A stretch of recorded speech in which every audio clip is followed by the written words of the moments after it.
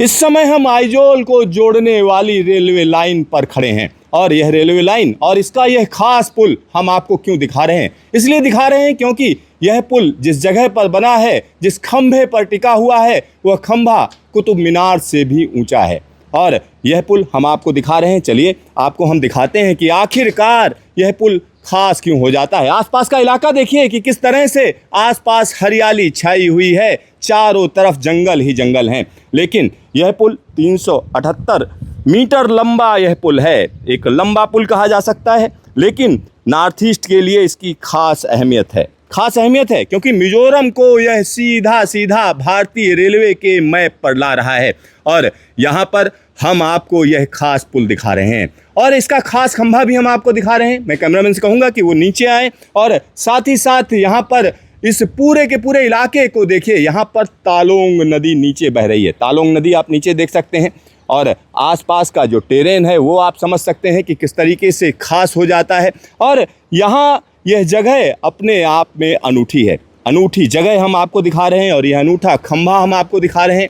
और यहाँ पर हम आपको क्यों लेकर आए हैं, इसलिए लेकर आए हैं क्योंकि यहाँ देखिए नीचे तालोंग नदी है और ये खास तरीके का पाइल स्ट्रक्चर बनाया गया है, यानी इस पाइल स्ट्रक्चर से नदी भी आर पार जा रही है। साथ ही साथ यहाँ से जो हम कह सकते हैं नदी के तल से जो ऊंचाई है, अगर हम इसकी बात करें तो यह 114 मीटर ऊंचाई है। 114 मीटर का यह पुल है और यहाँ पर इस पुल की एक और बड़ी खासियत है। इस पुल की एक और बड़ी खासियत ये है क्योंकि यह पूर्वोत्तर भारत का सबसे ऊंचा एक खंभे पर आधारित पुल कहा जा सकता है। इस पुल के अलावा जो सबसे ऊंचा ब्रिज है, अगर हम उसकी बात करें तो नौने है, जो कि सीधा सीधा मणिपुर में है। लेकिन यहाँ जो यह काम किया गया है वो भारतीय रेलवे का ज़बरदस्त काम कहा जा सकता है। और यहाँ इस पुल की अगर हम बात करें तो इसमें कई खासियत हैं। जैसे इस पुल की एक और बड़ी खासियत है, जब भूकंप आएगा या कोई परेशानी आएगी तो इसमें भूकंप की वजह से बहुत ज़्यादा दिक्कत नहीं आनी चाहिए। क्यों? क्योंकि यहाँ पर आप देखिए किस तरीके के इसमें स्फेरिकल बियरिंग्स लगाए गए हैं। ये खास तरीके की बियरिंग्स हैं जो भूकंप रोधी हैं। जब कोई भूकंप आएगा तो ये पुल आगे पीछे जाएगा लेकिन इसमें डैमेज नहीं होगा, तो ये एक बड़ी बात है। साथ ही साथ यहाँ पर जो टोपोग्राफी है वो अलग अलग है क्योंकि अलग अलग टोपोग्राफी, अलग अलग मजबूती की चट्टानों की वजह से इसमें दो तरीके की चीज़ें इस्तेमाल की गई हैं। इस पुल में एक तरफ हम कह सकते हैं कंपोजिट गर्डर टेक्निक का इस्तेमाल किया गया है, दूसरी तरफ इसमें ओपन वेब गर्डर है।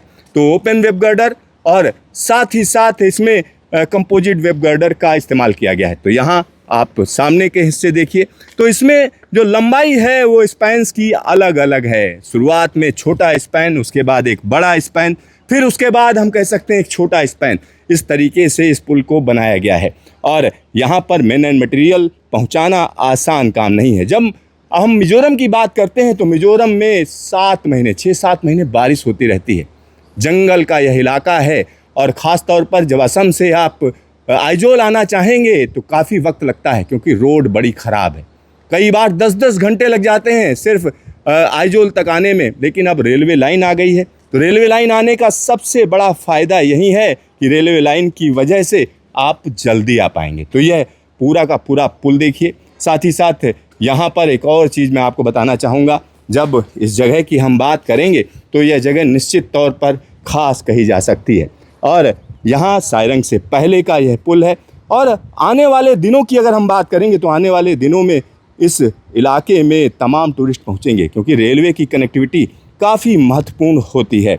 Siddharth, news station, Sarang, Mizoram.